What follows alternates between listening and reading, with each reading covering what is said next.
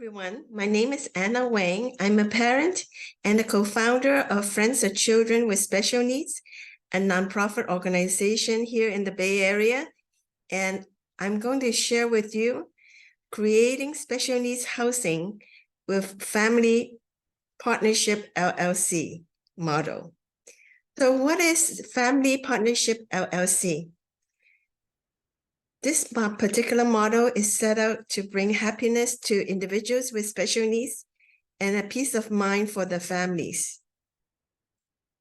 It is a whole system of support, not only providing the housing, but also bundle services that go along with the housing. As we all know, even if we provide a castle for our individuals to live in without services, it could be a living hell for them. Families created housing usually uses supported living services. And when we talk about bundled services or comprehensive services, we are saying that this particular housing is close to a service center and is close to all the support and services. So it is convenient for emergency response to make sure their health and safety is ensured.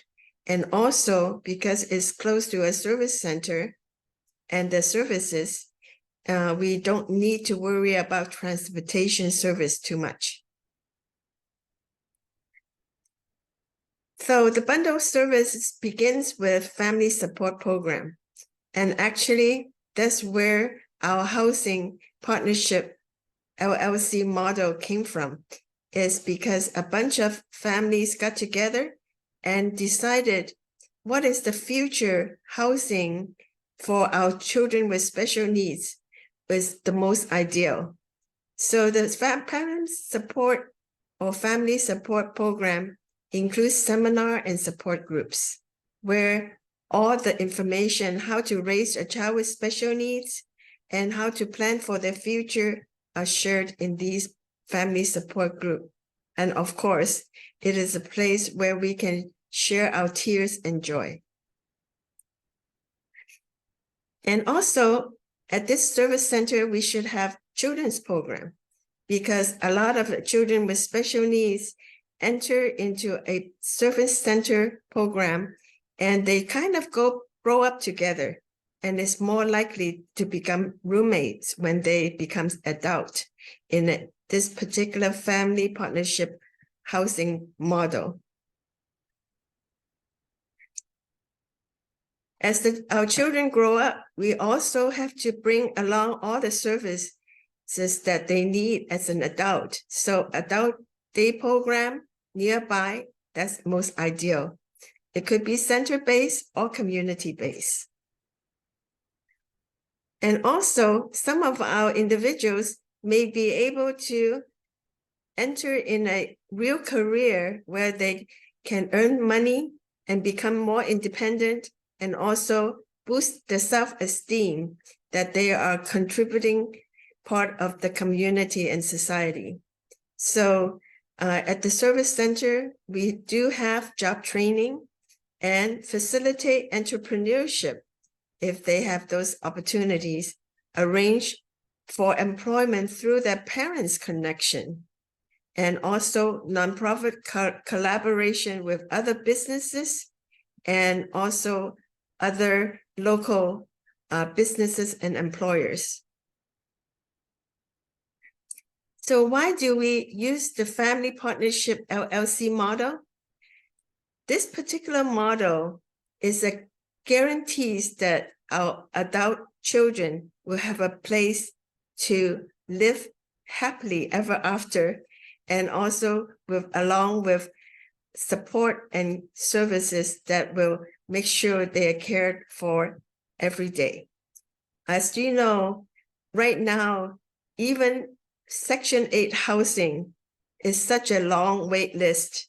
We don't know if we can get Section 8 housing for our children with special needs.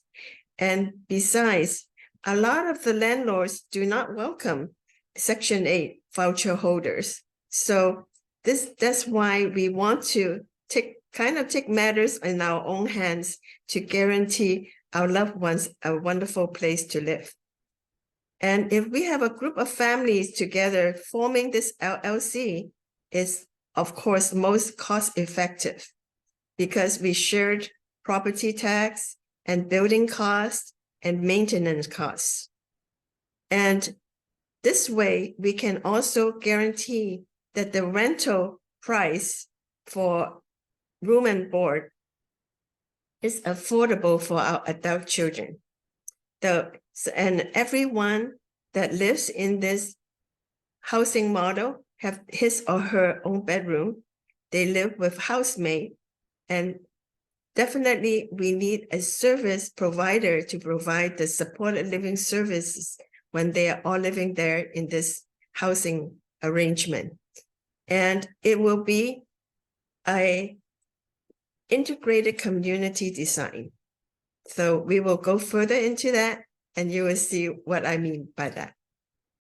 Before I talk about further into the Family LLC project, I want to make one thing very clear, is that the apartments or the housing that the families developed is actually an LLC, a for-profit organization or company, okay? Because that is the end product of the housing is just like any apartment in the community or any rental housing in the community. And it has nothing to do with the nonprofit FCSN. FCSN is the service provider, but they don't have the funding or the resource to build housing for individuals with special needs. But they can be the service provider of these housing. So the partnership between the Family LLC and FCSN has to be clear. The Families LLC would be supplying the housing, and FCSN, the nonprofit, will be providing the services and support for the housing, the residents in the housing. So what we are trying to do is to build a loving home, a caring village, and a dream community for our individuals with special needs.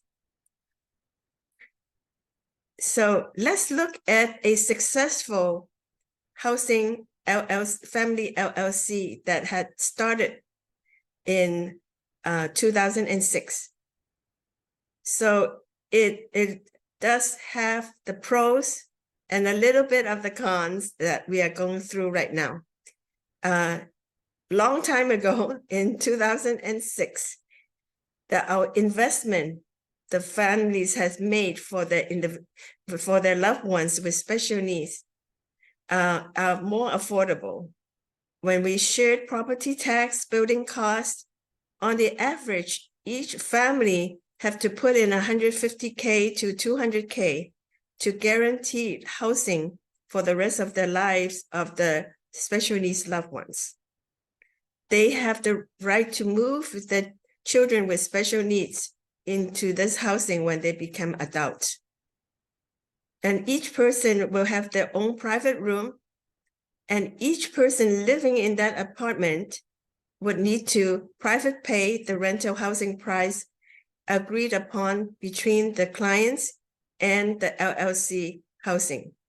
So approximately, even now, cannot believe it, only about $700 a month. They live with housemates and good support services, and the parents putting the initial $150,000 to $200K into this housing project actually annually get about approximately $7,000 back. So in about 20 years, those who paid $150K already will get the investment back, the capital amount of back in about 20 years. So it's definitely a very cost-effective model, affordable model, and is centralized LLC Housing Management that we engaged for this particular project to handle emergency situations and repair, such as if, the water pipe broke and water is everywhere, we have management for handling those emergency situations. And we are engaging one supported living service provider, which is FCSN, allowing flexibility in staffing and matching roommates. Because this particular housing project has 40 bedrooms, upstairs and downstairs. So if our special needs loved ones don't get along with their roommate for any reason, we can move them upstairs to another unit. And after they can get along with that other person, maybe they want to move back downstairs. We also have behaviorists that comes in to do conflict resolution, so to make sure all people living in the apartment have a happy ending and they live happily ever after. And because we are engaging in one service provider, and each apartment unit will have about 4 different service providers serving different shifts. And we have, for each apartment unit, a case manager monitoring every shift and what's happening in every shift. So we protect our special needs loved ones from abuse. We can monitor the quality of service, and it is an advantage over having 2 or 3 providers. If something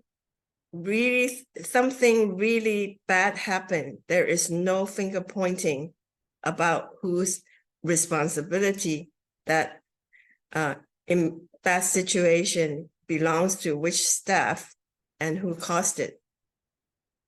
So that is a protection that we all will give all the family members, the parents, peace of mind.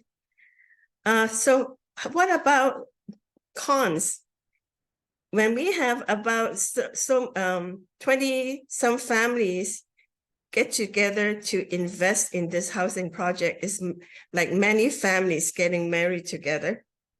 We cannot be very selfish. Sometimes throughout our project, we experience that the parents actually are not so happy about how things are going, even though the special needs loved ones are really happy in the apartment.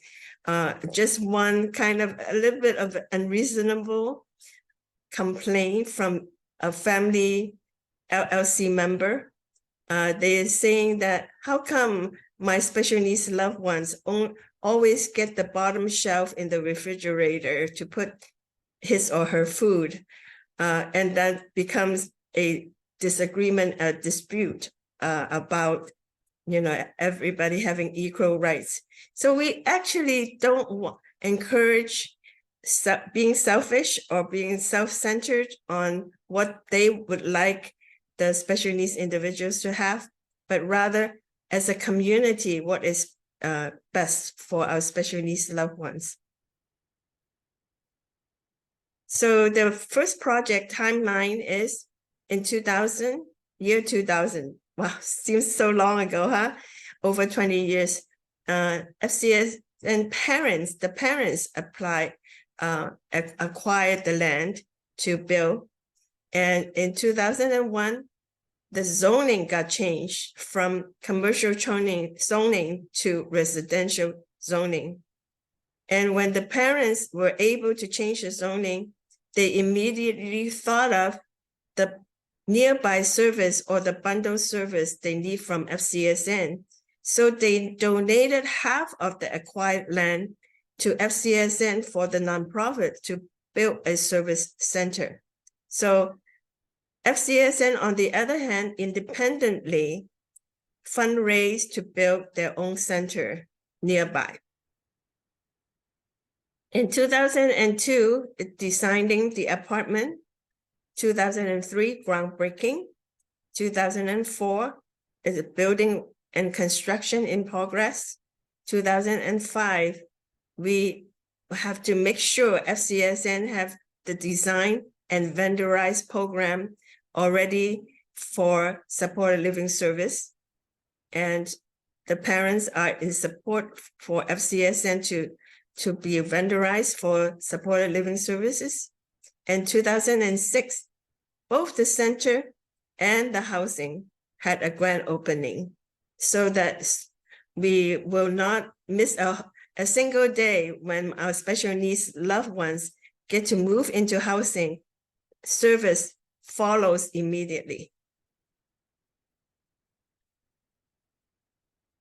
The apartment of this first dream project is owned by parents held in the LLC, 26 parents actually, and the adult children have the rights to occupy this apartment project. And the tenants, actually at that time, we determined should have no severe behavioral or medical needs because it's our experimental project, and we don't want too much complication for this first project.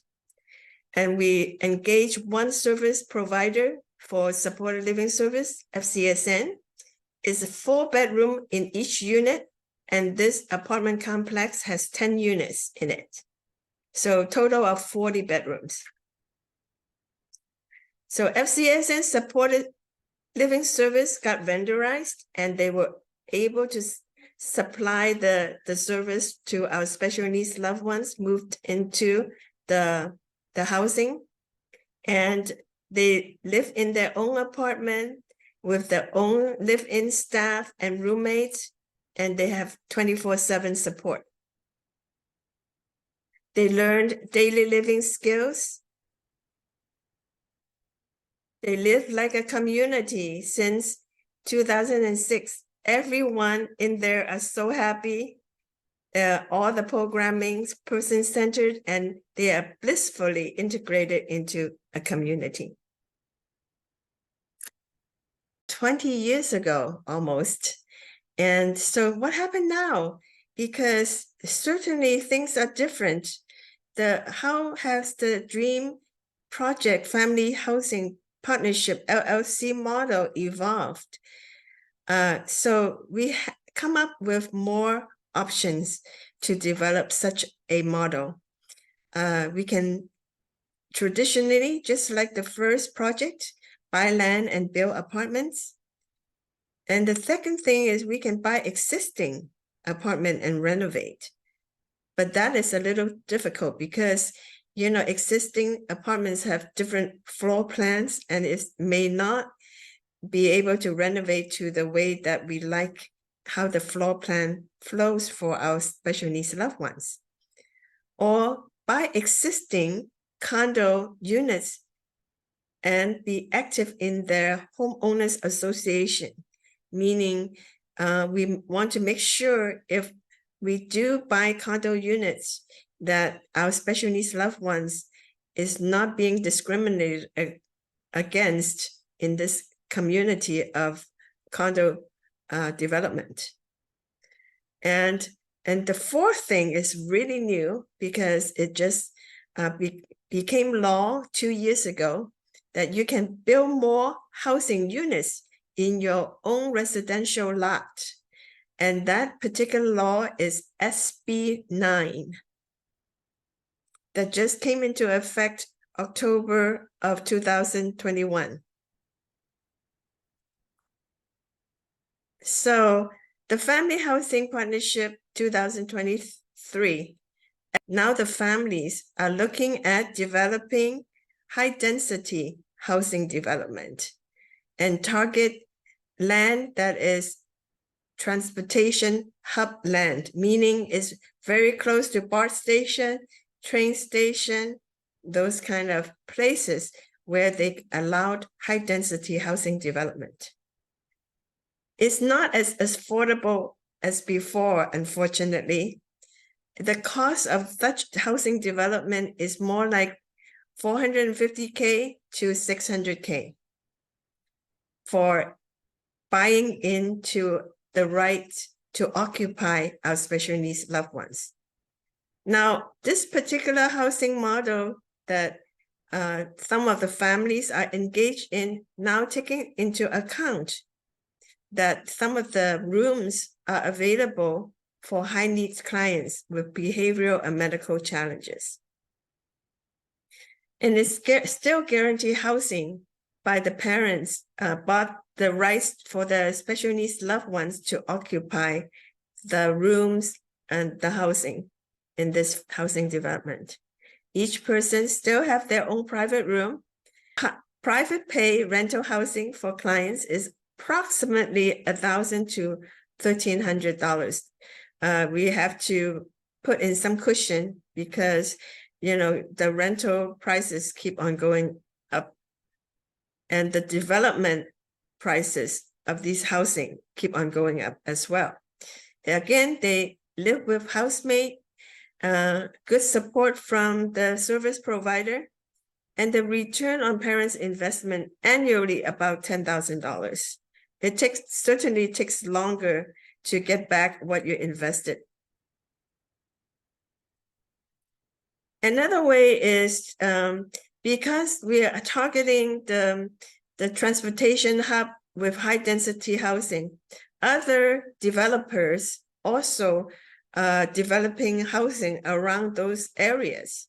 So you can for sure see if you have a particular housing, new home kind of development, the floor plans you kind of like, and just call around and look at the floor plan and see if more families can buy units in this particular housing. But of course, it's more expensive because developers are looking to make a profit, whereas Family Partnership LLC is not, just to break even, and so they can move our special needs loved ones in there. So existing apartment is more cost to renovate. So and also the existing floor plan, as I said, may not be ideal at all. So there are many things that we reasons that we don't go with those two particular ways of providing housing for our special needs loved ones. This is very interesting. Multiple housing in the lot and use SB9, okay? And so before, if we own one lot, we only can build one house. But then, you know, maybe at most you have a big lot, you can build some duplex, a duplex in there, or a single home with some kind of an ADU.